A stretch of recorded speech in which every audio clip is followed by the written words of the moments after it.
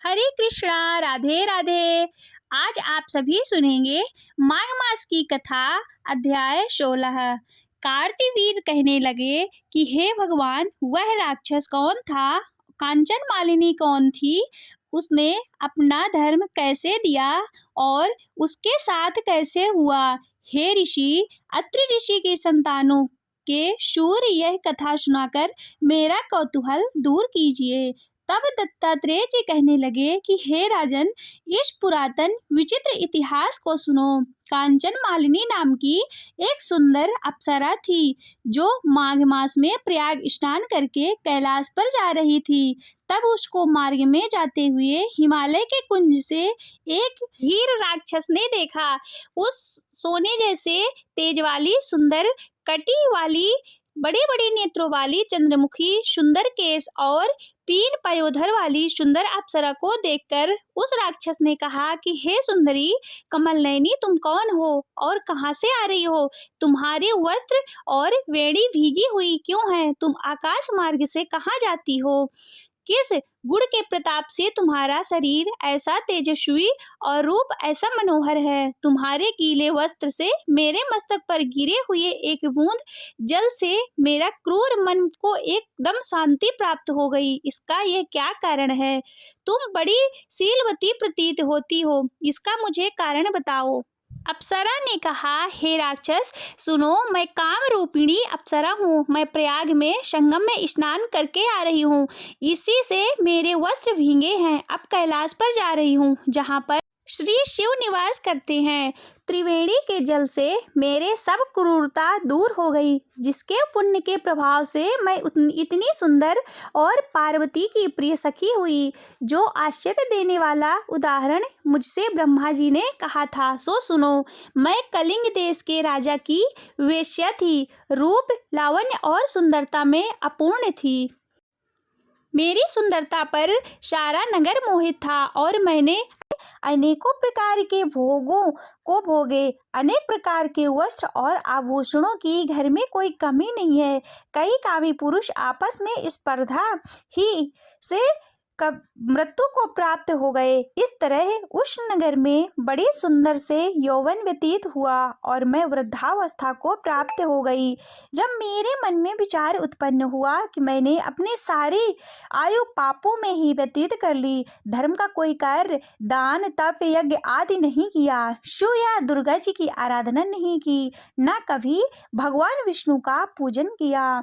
इस प्रकार अशांत चित्त से मैंने एक ब्राह्मणी की शरण ली जो वेदों का ज्ञाता और ब्रह्मनिष्ठ है। मैंने उनसे पूछा कि मेरा उद्धार किस प्रकार हो सकता है। महाराज, साधु सज्जन अच्छे और बुरे सभी पर दया करते हैं, इसलिए मुझ दीन पर भी कृपा करके मुझ कीचड़ में डूबी हुई को पकड़कर उबारिए। क्षीर सागर क्या हंस को भी दूध देता है और बतख को भी नहीं? सब ब्राह्मण राजा का पुरोहित इन सब बातों को सुनकर मुझ पर दया करके कहने लगे कि तू ब्रह्मा के क्षेत्र में प्रयागराज में जाकर माघ मास में त्रिवेणी संगम में स्नान कर, परंतु मन में अशुभ क्रिया का विचार नहीं करना। उनका फल भोग रहा है, सो वह कहाँ है यह सब जानता हूँ। फिर गुरु जी ने सबको साथ लेकर स्वर्ण कमलों से युक्त बड़े सरोवर में इंद्र को देखा, जिसका मुंह मलिन हो गया, आंखें बंद थी।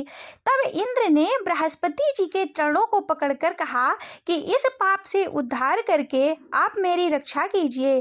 तब बृहस्पति जी ने इंद्र से कहा कि प्रयाग में स्नान करने से ही तुम पाप मुक्त हो जाओगे।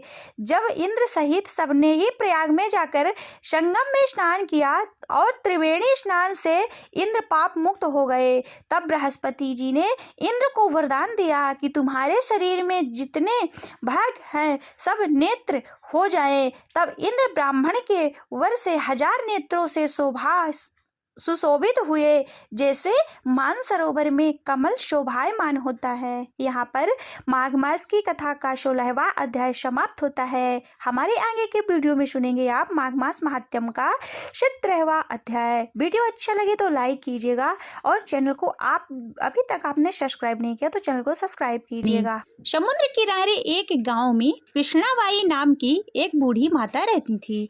वह भगवान श्री कृष्ण की परम भक्त थी। वह एक झोपड़ी में रहती थी। कृष्णाबाई का वास्तविक नाम सुखिया था। वह कृष्ण भक्ति के कारण उनका नाम गांव वालों ने कृष्णाबाई रख दिया।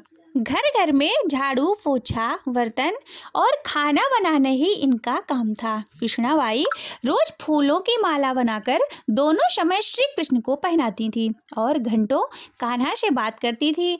गांव के लोग यही सोचते थे कि ये बुढ़िया पागल है।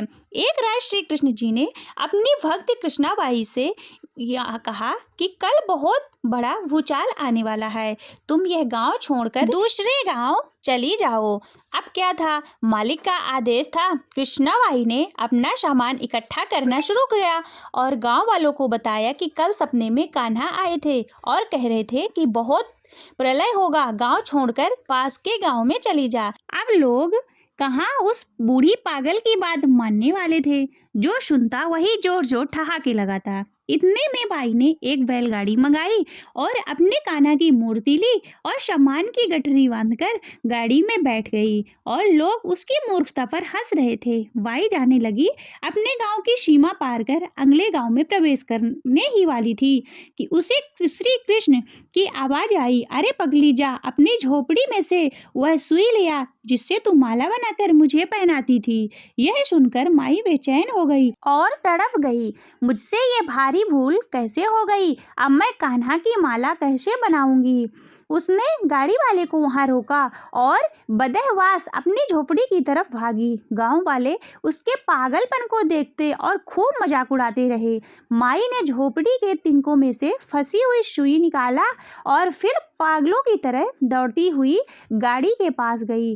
गाड़ी वाले ने कहा कि माई तू क्यों परेशान है, कुछ नहीं होना। माई ने कहा, अच्छा अब चल और जल्दी से अपने गांव की सीमा पार कर। गाड़ी वाले ने ठीक ऐसे ही किया। अरे यह क्या, जैसे ही सीमा पार हुई पूरा गांव ही समुद्र में समा गया। सब कुछ जलमग्न हो गया। गाड़ी वाला भी अटूट कृष्ण भक्त था।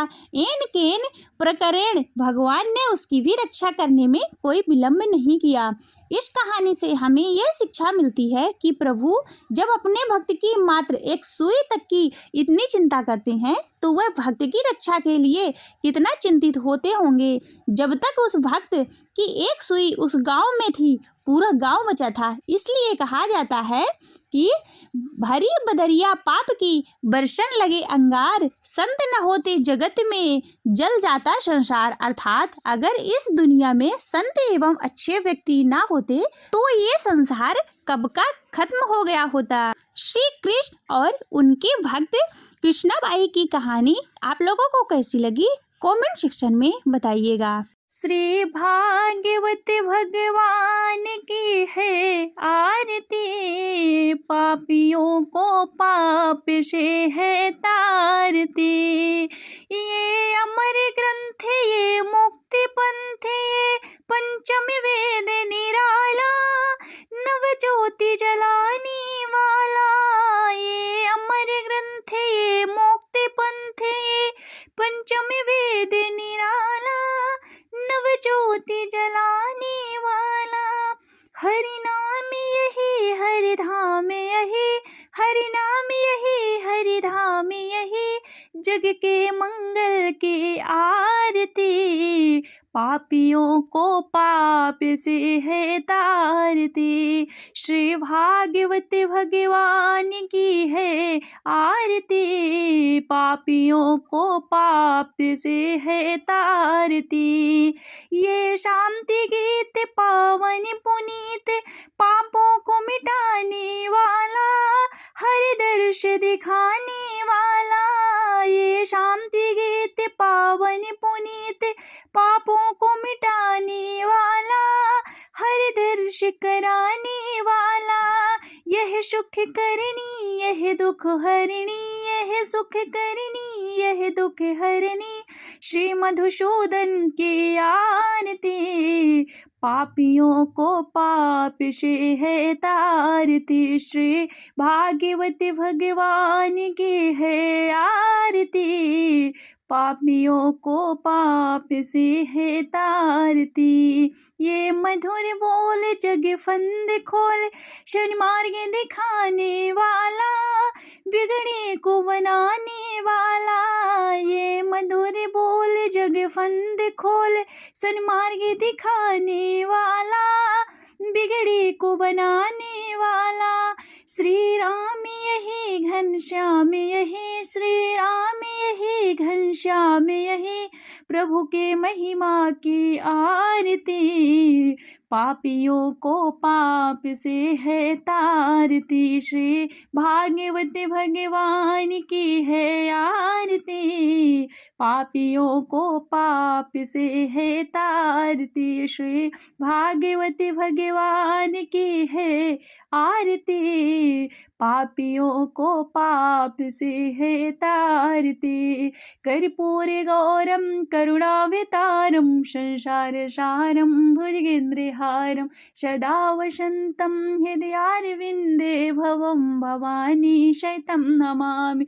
त्वमेव माता च पिता त्वमेव, त्वमेव बन्धो च सखा त्वमेव, त्वमेव विद्या द्रविणं त्वमेव, त्वमेव सर्वं मम देवदेवो। गुरुर्ब्रह्मा गुरुर्विष्णु गुरुर्देवो महेश्वरा, गुरुर्साक्षात् परब्रह्म, तस्मै श्री गुरुवे नमः, तस्मै श्री गुरुवे नमः।